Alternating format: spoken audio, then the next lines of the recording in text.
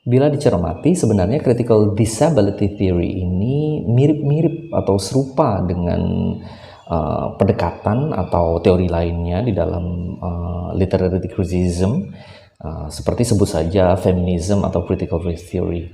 Bedanya, bila feminism itu fokusnya adalah kepada peran kaum perempuan dan juga posisi kaum perempuan di tengah kaum yang dianggap lebih dominan, yaitu laki-laki, dan juga membahas mengenai opresi, ketidakadilan kaum perempuan yang dihadapi selama hidup mereka. Sedangkan critical race theory itu berfokus kepada ras tertentu yang dianggap inferior atau dianggap kaum marginal, tersisihkan gitu ya. Misalnya sebut saja kaum kulit hitam selama sepanjang sejarah Amerika Serikat misalnya, seperti itu. Nah, kalau critical disability theory ini fokusnya adalah kepada kaum difabel atau para penyandang disabilitas, di mana fokusnya serupa seperti feminism ataupun critical race theory, di mana kaum difabel ini dianggap terpinggirkan, kemudian inferior, sehingga mereka dianggap tidak mampu berperan secara sempurna di dalam masyarakat. Oleh sebab itu, pembahasan critical disability theory sekali lagi serupa dengan feminism atau critical race theory, yaitu berfokus kepada posisi mereka, ketidakadilan, inequality secara fisik maupun politik, atau menggunakan simbol-simbol lainnya yang cukup kita kenal di dalam penelitian karya sastra.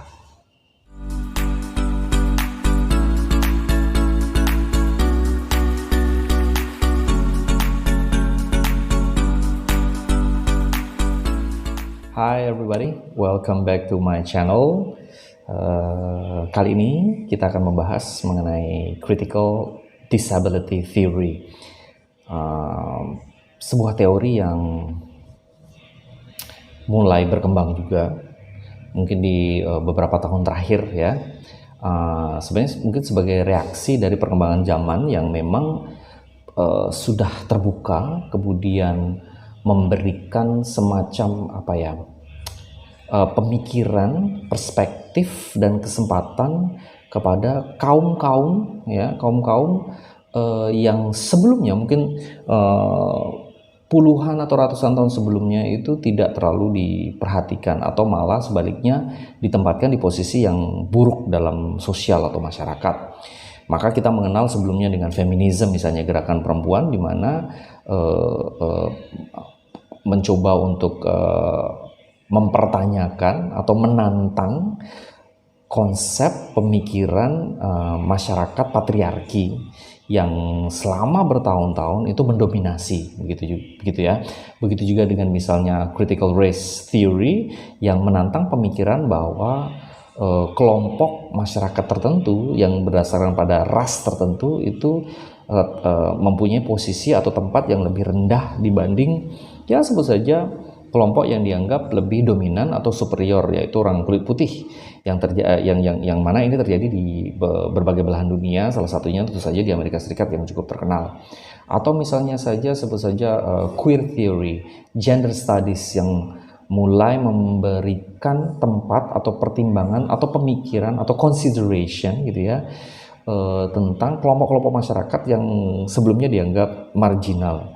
Kita juga jangan lupa dengan misalnya Marxism. Marxism sendiri melihat bahwa ada kelompok-kelompok tertentu yang meskipun sedikit tapi mempunyai kekuasaan yang kita sebut sebagai bourgeoisie gitu ya, atau bourgeois. Kaum bourgeois ini mempunyai posisi yang tinggi dan menekan kelompok yang dianggap rendah, hina gitu ya, yaitu kaum proletarian gitu ya. Di sini juga teori ini atau pendekatan ini memberikan banyak pemikiran, banyak tantangan, pertanyaan, dan memberikan perspektif berbeda. Begitu juga dengan critical disability theory. Mungkin ini sebagai respon dari kemajuan zaman, di mana manusia itu dianggap semuanya sama dan harus memberikan kesempatan bagi siapapun itu tanpa melihat latar belakang budaya, agama, kecenderungan seksual gitu ya, kebiasaan, hobi, termasuk fisik begitu. Nah, maka kita akan membahas mengenai critical disability theory yang bagi saya ini sebenarnya cukup unik ya. Jadi kita akan mulai bersama-sama. Oke, ini gambaran secara umum atau salah satu definisi mengenai critical disability theory. Critical disability theory atau kita sebut selanjutnya dengan CDT is a framework within the broader field of disability studies that seeks to understand and critique the social, cultural, political, and economic factors that contribute to the marginalization and oppression of people with disabilities. Nah, jadi ini adalah bagian dari CDT, kita sebutnya itu adalah bagian dari bidang studi disabilitas. Jadi studi disabilitas mempunyai banyak divisi mungkin ya. Ada yang mungkin secara filsafat, mungkin secara sejarah, politik, termasuk sastra gitu ya.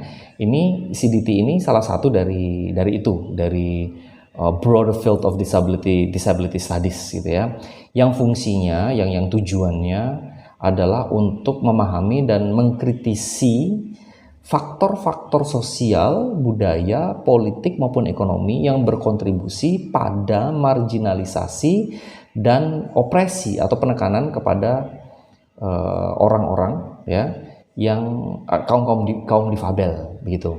This theoretical perspective emerged in response to the limitations of medical and individual models of disability, which tend to focus on the impairment of or condition within an individual rather than considering the broader social context. Nah, di sini ada sebagai kritik atau memberikan perspektif teoritis sebagai respon dari pembatasan mengenai medical and individual models of disability. Jadi maksudnya intinya begini.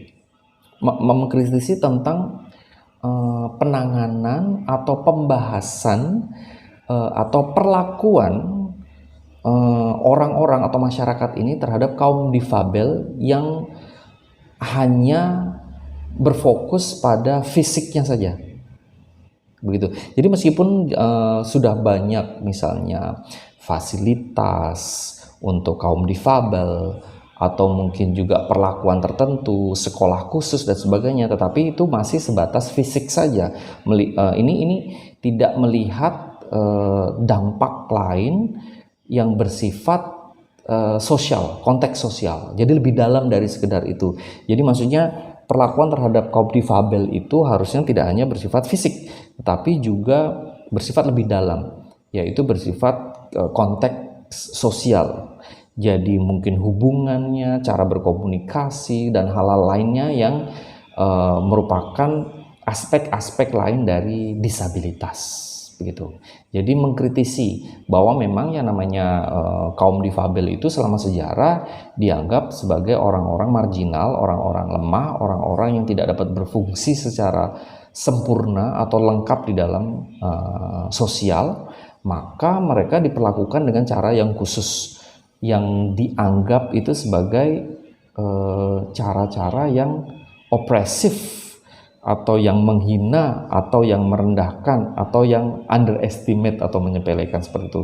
Padahal harusnya masyarakat itu juga memberikan perlakuan dan fasilitas yang dapat memaksimalkan kaum difabel itu untuk dapat bekerja atau berfungsi secara lengkap dan sempurna sama seperti yang lain. Nah, seperti itu kurang lebih. Tetapi tentu saja kita akan membawa pembahasan ini ke dalam literary criticism. Nah, kita lihat bagaimana CDT ini diaplikasikan di dalam penelitian sastra. CDT can be applied to literary criticism as a framework for analyzing and interpreting literary works with a focus on disability. When using CDT in literary criticism, researchers examine how disability is represented, constructed, and critiqued within literature. Nah, ini artinya bahwa seorang peneliti ketika menggunakan atau kita ingin mengaplikasikan CDT ini dalam menganalisis sebuah karya sastra, fokusnya adalah untuk examine ya, atau meneliti, membahas bagaimana disabilitas itu direpresentasikan, dibentuk, atau dikritisi di dalam sebuah karya sastra. Jadi fokusnya memang di situ ya. Fokusnya memang bahwa bagaimana sih sebenarnya disabilitas itu digambarkan atau direpresentasikan atau dibentuk oleh masyarakat gitu ya. Bagaimana sebenarnya disabilitas itu dilihat dalam sebuah karya sastra. Makanya ada beberapa aspek kunci yang sangat penting di dalam CDT ini yang kalau teman-teman ingin menggunakannya maka berikut adalah hal-hal yang dapat kita bahas ya. Oke, yang pertama adalah representation of disability. Nah, jadi seperti ini. Sebagai peneliti, kita dapat mengevaluasi secara kritis tentang bagaimana disabilitas itu digambarkan di dalam sebuah karya sastra atau di dalam sastra ya, di dalam novel, di dalam film, di dalam drama, puisi dan sebagainya. Hal ini termasuk membahas penggunaan bahasa, tentu saja karena ini sastra ya, berikut simbol-simbolnya dan sebagainya ya, yang menggambarkan karakter atau tokoh tersebut dengan disabilitas. Bisa juga membahas stereotipnya atau ciri-ciri lainnya yang tipikal gitu ya berhubungan dengan disabilitas dan bagaimana representasi ini memberi sumbangsih pada persepsi masyarakat tentang disabilitas. Contohnya seperti ini. Misalnya dalam sebuah karya sastra digambarkan bahwa orang-orang disabilitas itu dicirikan dengan kata-kata tertentu, misalnya yang bersifat netral, kata-kata itu bersifat netral atau bersifat merendahkan atau bersifat diskriminatif dan sebagainya. Ya sebutlah kata-kata seperti cacat gitu ya, atau misalnya kalau menggunakan kata-kata lain seperti budek gitu atau congek gitu ya, atau penggunaan buta misalnya penggunaan buta kata buta ini digunakan di dalam karya sastra di dalam sebuah percakapan tersebut untuk menghina seseorang, misalnya lu buta ya, nah, hal semacam itu berarti kita mendapatkan penggambaran bagaimana disabilitas itu digambarkan atau stereotipnya bagaimana. Begitu juga bila memang di karya sastra tersebut memang ada tokoh-tokoh yang merupakan penyandang difabel atau disabilitas. Nah, bagaimana digambarkannya? Bagaimana mereka tokoh-tokoh tersebut itu diperlakukan di dalam masyarakat yang digambarkan di dalam karya sastra tersebut. Yang kedua adalah intersectionality in literature. Nah, ini seru ya. CDT emphasizes the intersectionality of identities including disability. Jadi dianggap bahwa disabilitas itu sebenarnya juga merupakan bagian dari identitas seseorang, ya kan? Maka identitas itu termasuk di dalamnya adalah disabilitas ini.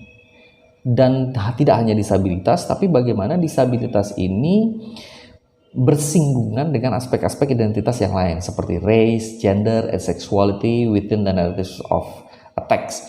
Saya beri contoh misalnya di dalam karya sastra Indonesia ya, sebuah novel yang sangat terkenal oleh Ayu Utami yang berjudul Saman. Di situ ada tokoh namanya Upi. Nah, Upi ini adalah penyandang disabilitas keterbelakangan mental gitu ya, yang mungkin orang anggap gampangnya, stereotipnya dengan sebutan gila atau idiot gitu ya. Nah, itu kan kata-kata yang kita bisa gunakan untuk dibahas lebih jauh bahwa bahwa masyarakat itu melihat para penyandang disabilitas atau difabel tadi.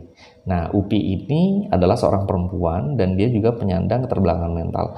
Maka jelas sekali intersectionality-nya di sini. Sebagai seorang perempuan, dia lemah, kemudian secara seksual dia menjadi objek seksual oleh kaum-kaum yang dianggap lebih dominan, yaitu laki-laki dan yang normal.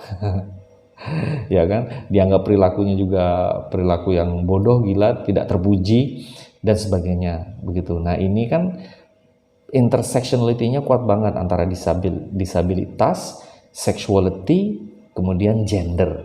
Nah, itu bisa dibahas. Misalnya bila memang kita mau membahas di bagian di bagian itu ya, di bagian intersectionality of literature begitu. Nah, kemudian ada juga namanya narrative voice and agency. CDT underscores the importance of giving voice and agency to individuals with disabilities. Nah, di sini CDT ini juga memberikan perspektif yang berbeda, yaitu perspektif dari tokoh-tokoh yang merupakan penyandang disabilitas. Di sini kita, kalau kita ingin menggunakan teori ini, maka cara mengaplikasikannya adalah untuk melihat voice mereka, ya, untuk mendengar apa sih yang mereka sampaikan mengenai perspektif mereka terhadap masyarakat yang normal, ya. Kemudian pengalaman mereka hidup di masyarakat, kesulitan mereka, challenge-nya, dan otonomi mereka dalam menyampaikan itu.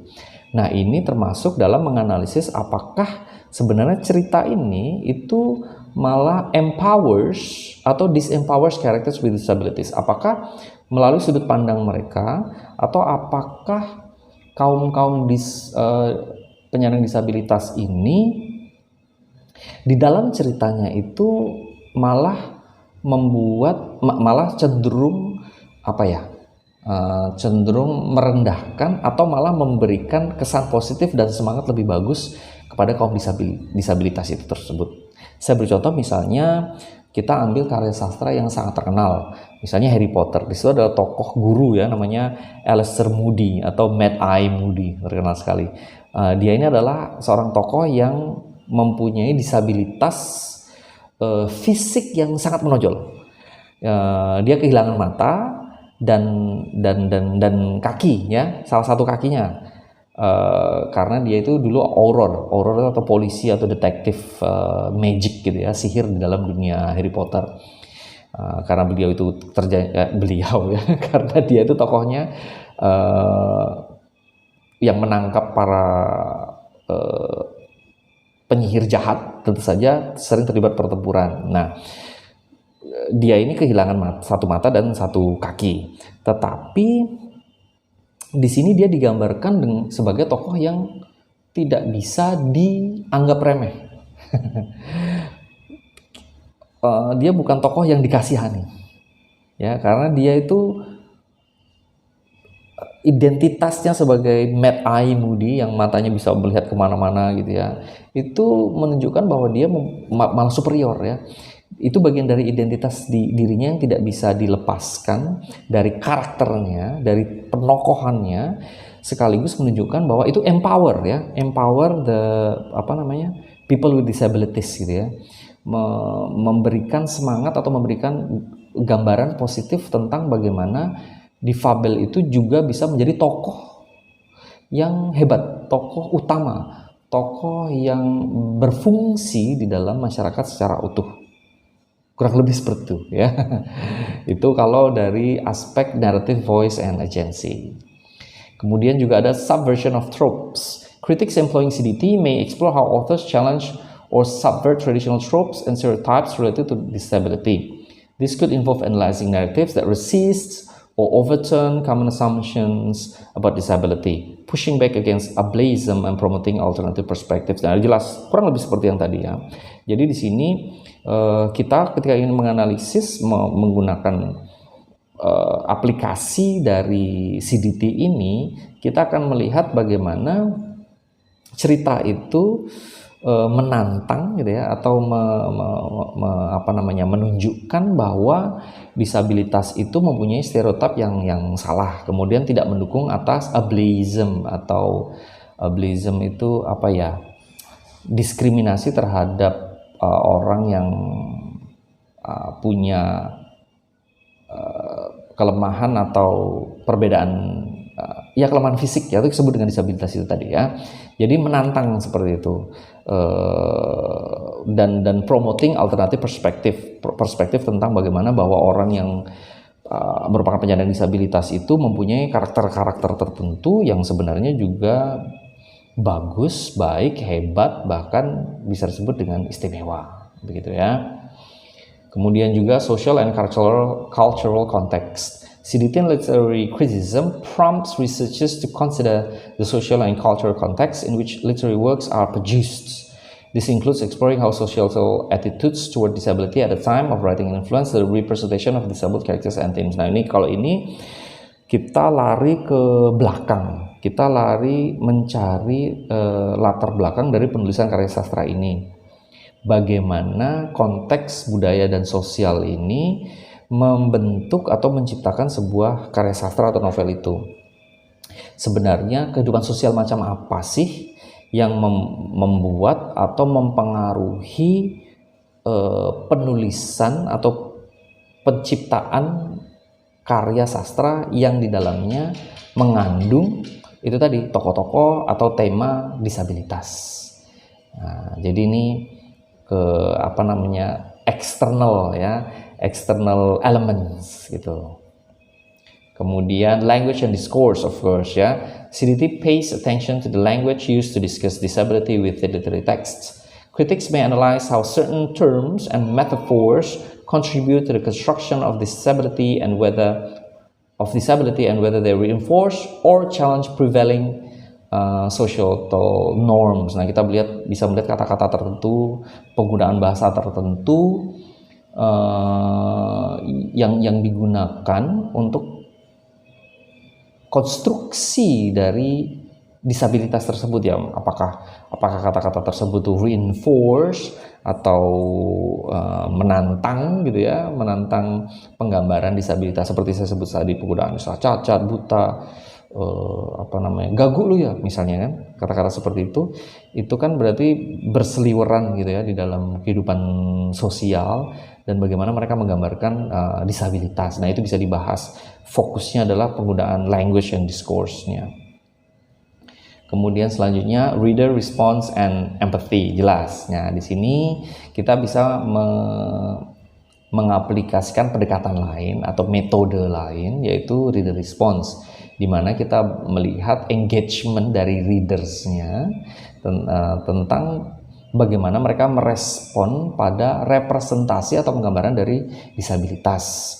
This involves exploring how narrative shape readers' perception, bagaimana cerita itu tadi, narasi itu tadi, atau naratif itu tadi, itu membentuk persepsi pembaca, perilaku pembaca, dan empati pembaca terhadap para tokoh-tokoh penderita disabilitas.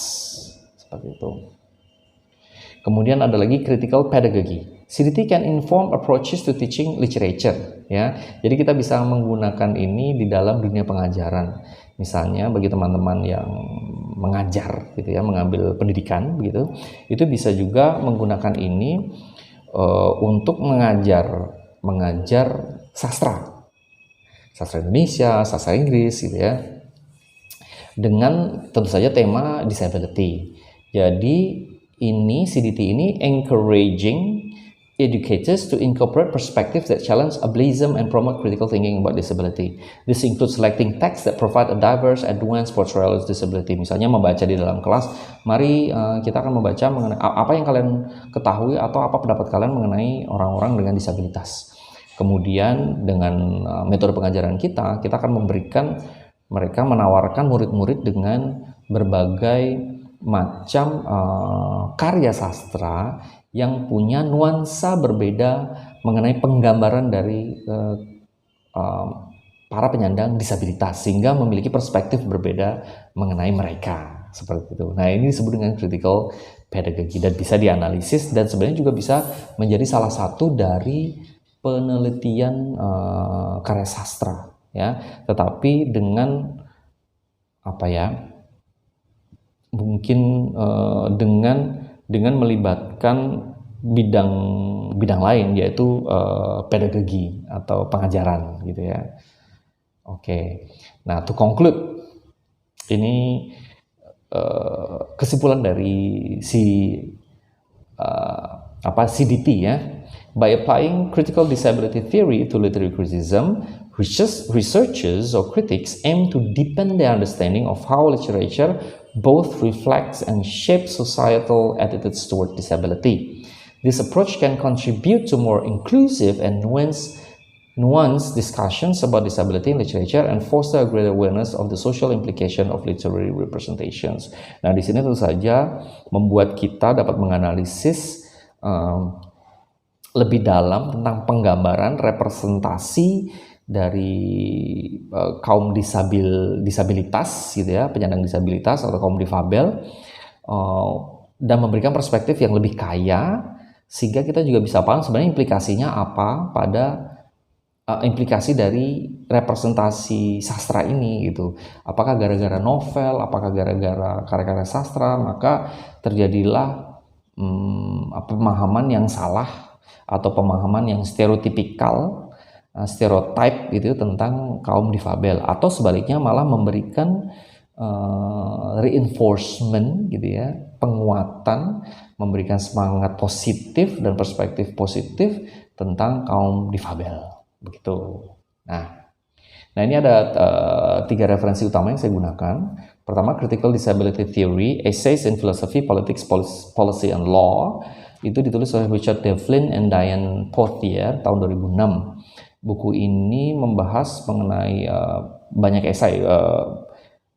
Richard Devlin sama Diane Pothier ini adalah editor ya, yang mengumpulkan berbagai macam esai tentang Critical Disability Theory dalam bidang filsafat, politik, kemudian berhubungan dengan policy and law, kebijakan dan hukum. Jadi memang misalnya apa yang dilakukan pemerintah, apa yang dilakukan para penanggung jawab pembentuk undang-undang dan hukum dan regulation tentang kaum difabel atau kaum penyandang disabilitas.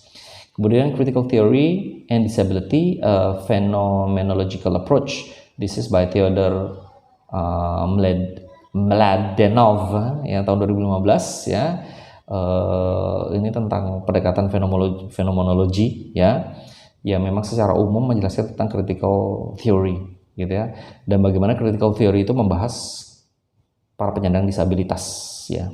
Kemudian yang terakhir adalah the intersectionality of critical animal, disability, and environmental studies toward equability, justice, and liberation. Tahun 2017, penulisnya ada Nocella, ada George sama Schatz ya.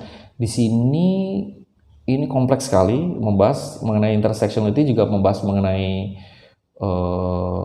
environment. Jadi kalau teman-teman yang kemarin tertarik dengan misalnya eco-criticism, geocriticism, kemudian gender, kemudian yang paling baru ada disability. Nah ini ditumpuk semua di situ ya, ditumpuk semua di dalam ini, dan bagaimana ini saling berhubungan, karena buku yang ini berhubungan dengan identitas sih sebenarnya, identitas seseorang atau manusia yang dianggap adalah bagian dari masyarakat, di mana mereka memiliki peran, memiliki pengaruh, dan juga dipengaruhi oleh apa yang terjadi di masyarakat, termasuk perspektif, pemikiran, kebijakan, dan apapun itu.